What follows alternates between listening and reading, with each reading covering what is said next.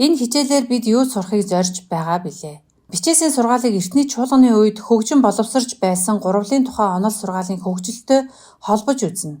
Теолог тухайн түүхэн үе газрын нөхцөл соёлд хэрхэн хөгжиж байсныг жишээгээр харуулах. Бурхны гурвалсан мөн чанарыг Библиэд заасны дагуу тайлбарлаж чаддаг байх. Эртний чуулган Библиэд Бурхныг эцэг хүү, ариун сүнс гэж илчилсэнийг хэрхэн тайлбарласныг харнаа. Тэгэхдээ бид Библийн түүхээ орхихгүй, мөн Библиэд байхгүй зүйл рүү ч хальж орохгүй. Теолог хизээш Библиэд байхгүй зүйл рүү ордоггүй. Бичээст байгаа зүйл дээр л тулгуурладаг. Бид аврал болон бүрэн биелэл гэсэн хоёр цагийн хооронд байгааг санаарай.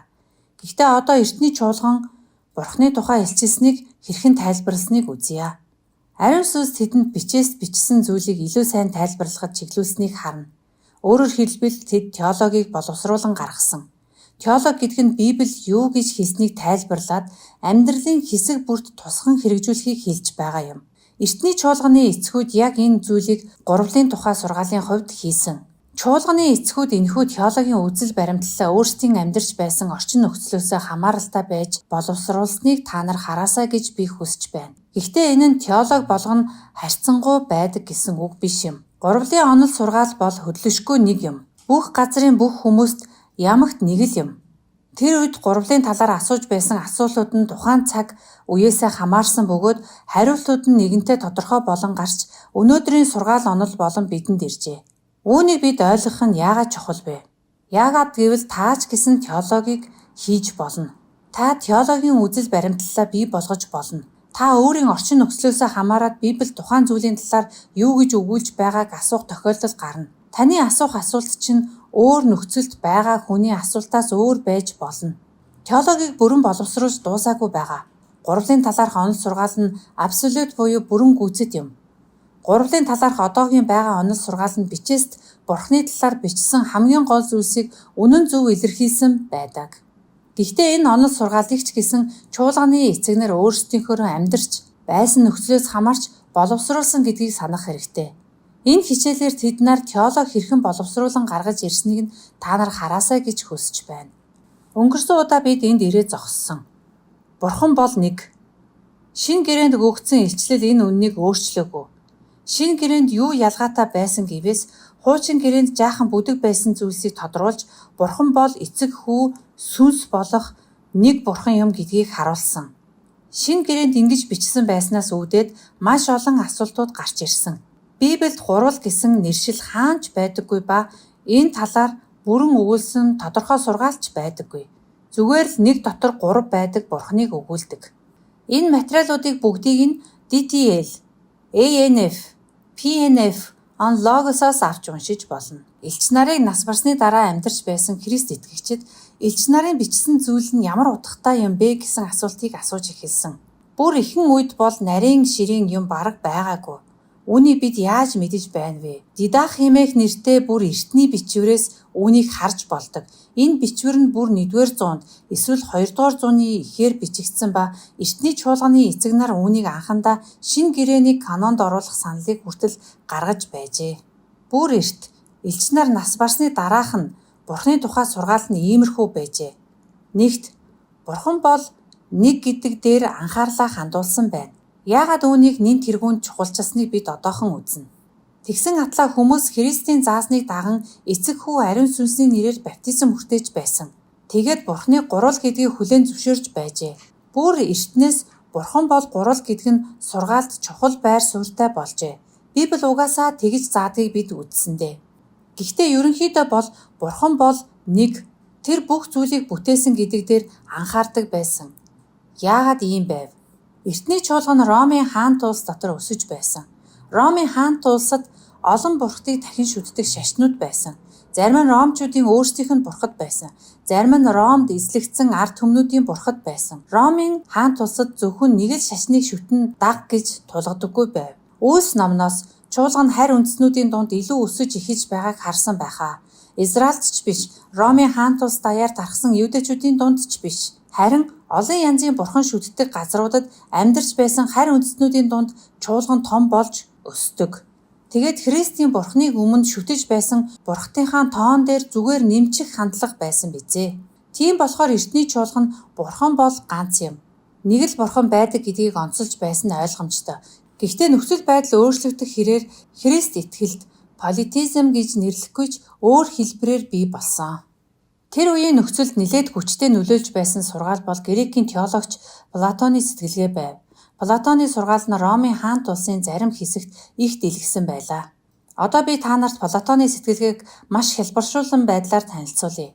Ялангуяа 2 дугаар зуунд Платоны дундаж философи гэсэн нэршлэр илүү дэлгэрсэн сургаалыг нь танилцуулъя. Бодит ертөнцийг төлөөлж байдаг дээд давхар гэж байна. Энэ бол бүхнийг яг байгаагаар нь жинхнээр нь харуулж байдаг. Мөн доор нь материйн давхарг байдаг. Энэ бол биднийг амьдардаг ертөнц. Энэ ертөнцийн дээр орших бодит байдлын тусгалыг бидэнд өгч байдаг. Өнөөгийн Франц улс болох Лионд амьдарч байсан Бишоп Ирине байсан юм. Энэ түүний зураг байна. Тэр Туркээс гаралтай байсан. Цагаан арьстай, Европ хүн биш байсан болохоор би энэ зургийг сонгосон юм. Энэ бол түүнийг харуулсан үнэн алдартны шашны зураг байгаа юм. Ирине бол гностикчуд болон марсианчуудын сургаалыг хүчтэйгээр ницааж их зүйл бичсэн байгаа юм. Энэ хоёр сургаал нь шинэ гэрээг шал буруугаар тайлбарсан буруу сургаал байсан. Ирине бурхныг өөрийнхөө жинхэнэ мөн чанараар байдаг болон бурхан өөрийгөө бидэнд илчилснээр гэж хоёр хуваан сургаалаа тайлбарсан. За бид энд байна. Тэгэд бурхан өөрөө байгаа гэдэг нь ийм байна. Бурхан өөрөө байна гэдэг ийм байна. Эцэг дотор түүний үг ба мэрэгэн ухаан байна. Иринегийн үзэж байснаар бол мэрэгэн ухаан нь ариун сүнс юм. Эцэг бол цорын ганц бодгал. Тэгээд түүн дотор түүний үг, мэрэгэн ухаан хоёр байна. Энэ бол бурхан өөрөө байх нь. Харин бүтээлдээ илчилсэн бурхан ийм байна. Бурхан эцэг бүтээлийг өөрийн үг болон мэрэгэн ухаанаар бүтээдэг. Бурханы авралын ажилд болохоор эцгийн үг нь хүү болж ишлэгддэг. Эцэг хүүгээрээ дамжуулан сүнсийг илгээдэг. Ингэж илгээх нь биднийг аврах зорилготой байв. Яаж тэр вэ? Сүнс бидэнд хүүг танихад тусалдаг. Тэгээд хүүгээр дамжин бид эцгийг харж мэддэг. Бид бурхан шиг болдог. Бурхан болдог гэсэн үг биш юм шүү. Харин бурханы төрхийг хүүгээр нь дамжуул сүнсээр харуулдаг. Гэхдээ зөвхөн эцгэл бодгал юм. Энэ их чухал зүйл юм шүү. Ирине бидэнд бүтээл анх бий болсон үеэс дахин бүтээгдэх үе хүртэл Библиэд нэг л бурханы тухай гарч байгааг харуулахыг хүссэн. Энэ нэг бурхан бол эцэг хүү сүнс юм.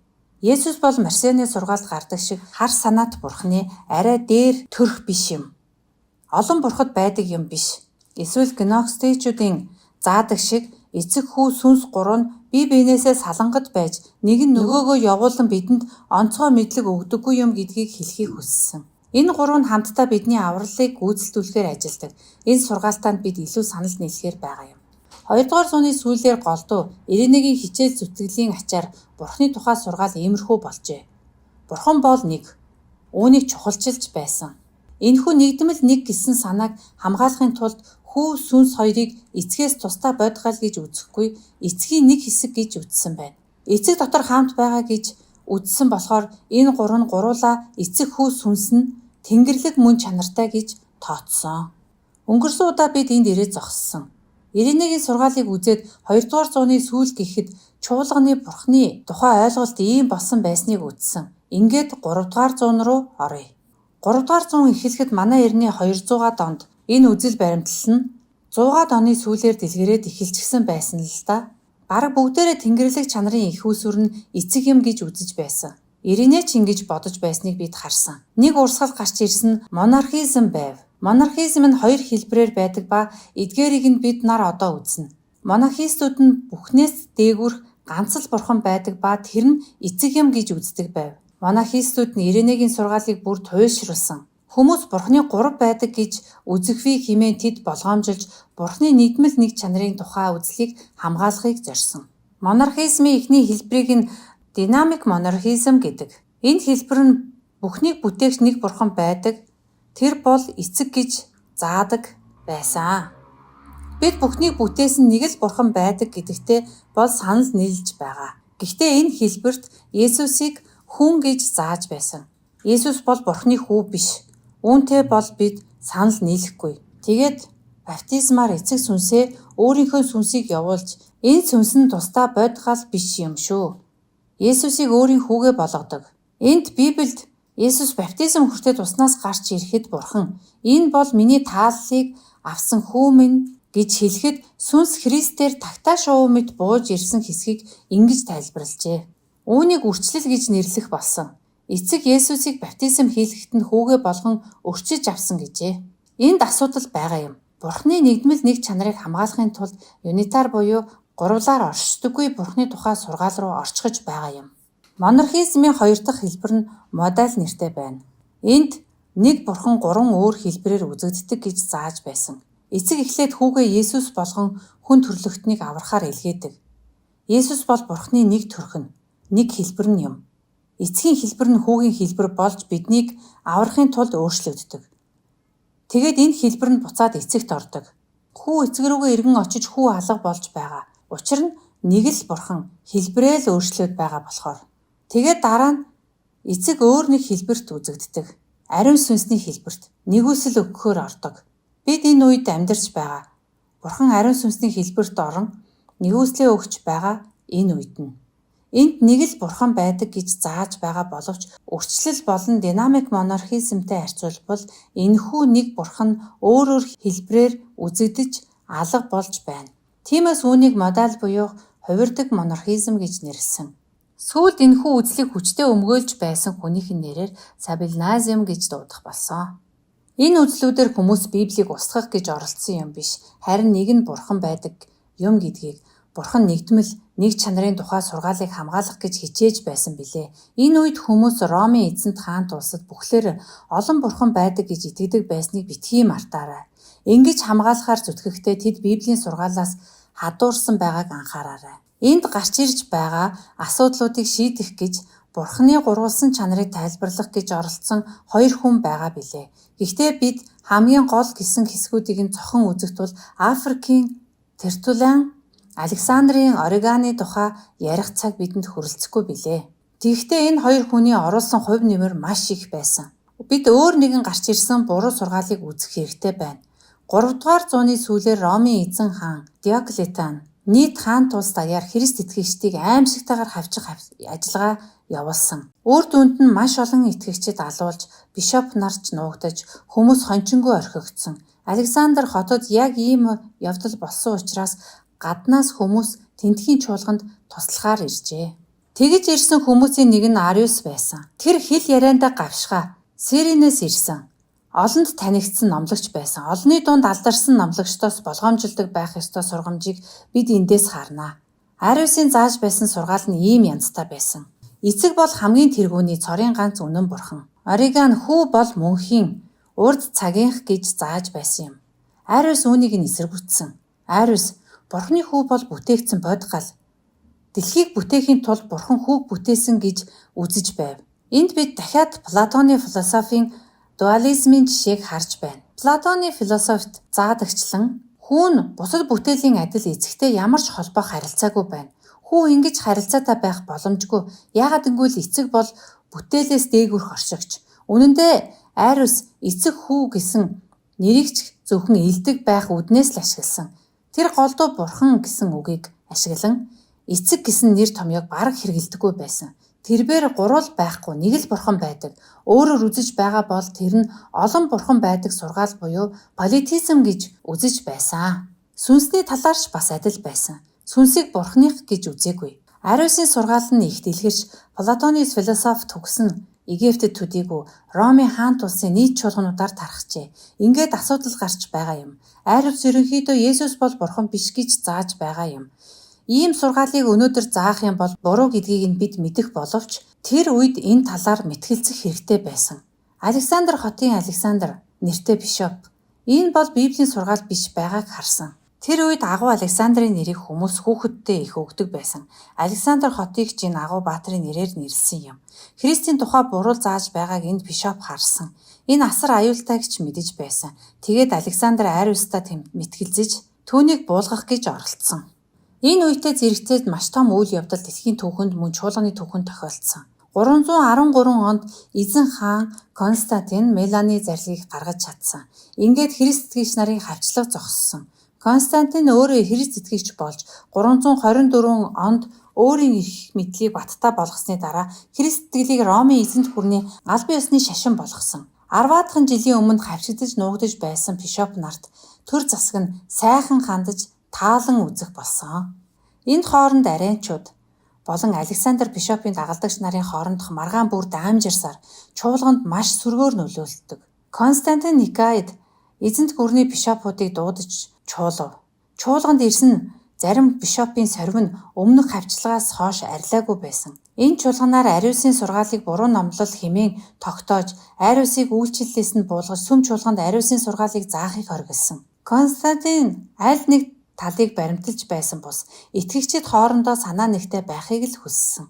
Энэ чуулгын үр дүнд өнөөг хүртэл чуулганы баримтлан дагдаг гурвлын тухай уламжлалт онол сургаал боловсрон гарч ирсэн юм аа. Тэдний гаргасан тунхаг нь энэ байна. Бид тэнгэр ба газар, үзэгдэх ба үл үзэгдэх бүх юмсыг бүтээгч ганц Бурхан төгс хүчит эцэгт итгэдэг. Бурхан бол төгс хүчит бүхнийг бүтээгч эцэг болохыг эндээс харж байна. Тэгээд доор нь Арианизмыг няцаасан үгс байгааг бид харж байна. Мөн ганц эзэн Есүс Христ Бурханы цорын ганц хүү бүх ертөнцөөс өмнө эцгийн хүү байсан. Бурхтын Бурхан, гэрлийн гэрэл, жинхэнэ Бурханы жинхэнэ Бурхан, хүү гэхдээ бүтээгдээгүй. Эцэгтэй нэг мөн чанартай түүнд итгэдэг. Энэ бодгал буюу гипостас түүнчлэн бит буюу Евшия гэсэн хоёр үгийг нэг утгаар тэр үед хэрэгэлсэн байна. Нэг зүйлийг хэлжээ. Энэ нь сүүлд нь чухал болж ирнэ. Яагаад гэдгийг бид одоохон үзнэ. За энэ бол ариусын сургаал байна. Харин Никагийнх нь ийм байна. Эцэг хүүг мөнхөөс гаргасан. Ялгаа нь гэвэл хүү эцэг хоёр нэг мөн чанартай байна. Никад 3 бодгалт байгааг онцолж эцэг хүү хоёрыг ялгаж гаргасан байдаг. Мөн энэ хоёр юугаараа адил болохыг нь хэлсэн. Энэ нь ойлгомжтой юм. Тэд нэгдмэл нэг чанарт итгэхэ болсон юм биш. Гэхдээ Ариус нэгдмэл нэг гэсэн санааг бүр туйлшруулан Есүсийг ердийн хүн болгож, Бурхны хүүг бүтээгдсэн бүтээл болгож заан, бичээсээс хадуур нь голдсон. Никагийн тунхагт Библиэд Бурхан бол нэг гэж заадгийг батгахын сацуу энэ нэг Бурхан дотор ялгаатай зүйл байгааг хэлсэн. Эцэг хүү хоёр нэг мөн чанартай бөгөөд мөн чанараараа нэгдмэл гэжээ. Тэгвэл ариун сүнс ямар вэ гэсэн асуулт гарч ирж байна. Энэ талаар Никад хэлэх зүйл бараг байсангүй. Тунхаг зүгээр л мөн ариун сүнс гэжээ. Үүнээс болж ариун сүнсний талаар олон асуулт тодорхойгүй үлддэг. Тийм ээ тэр бол Бурхан. Гэхдээ үүнээс өөр зүйл хэлээгүй байдаг. Тэгсэн ч Никагийн зөвлөлийн тунхаг нь Христ итгэлийн хувьд ялалт байсан. Гэхдээ тунхаг бичигт Арианизмыг л онилсон болохоос Гомо Евшия буюу адилхан мөн чанартай гэсэн үгийн утга санааг дэлгэрүүлж өгүүлээгүй. Тэрч байтугай сүм чуулган Ромын төртэй холбоотой болсны дараа теологийн маргаан мэтгэлцээ нь улс төрийн шин чанартай болсон. Өөрөөр хэлбэл энэ тунхаг бичгийг гаргаснаар Арианизм алга болоогүй юм. Арианчууд талдуур үйл ажиллагаагаа явуулдаг болоод нэлээд олон нөлөө бүхий хүмүүсийг өөрсдийн сургаалд оруулсан. Ингээд Константины дараа эзэн хааныг альва нэг сургаалд итгүүлж ятгах чадсан хүн тэрхүү сургаалаа дэлгэрүүлдэг болов. Үр дүнд нь эзэн гүрэнд Арианизм нэлээд олон жилийн турш голлох сургаал болж номлогдсон. Уламжлалт сургаалын төлөөх тэмцэл дуусаагүй байсан. Одоо энд хүрээд завсарлаа.